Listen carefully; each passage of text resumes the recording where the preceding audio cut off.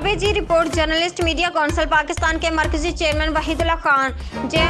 JMCP Karachi के senior नायब सदर Rana Qaiser Qadri, talent promote youth के chairman Raja Mahmood, Pakistan patriotic youth Sindh के नायब सदर डॉक्टर मुशर्रफ खान और मौलाना आमिर मदनी की सरबराही में प्रेस क्लब धाबे जी साल 2023 के इत्तफाक राय से अहदेदारान का इंतखाब अमल में लाया गया, जिसके मुताबिक सरपरस्ती आला जावेद हुसैन सोमरू सदर, गुलाम हुसैन सोमरू सीनियर नायब सदर, रहमान बट गिरामी नायब सदर, Haseeb Hussain Patafi, general secretary Fazal Khan Masood, joint secretary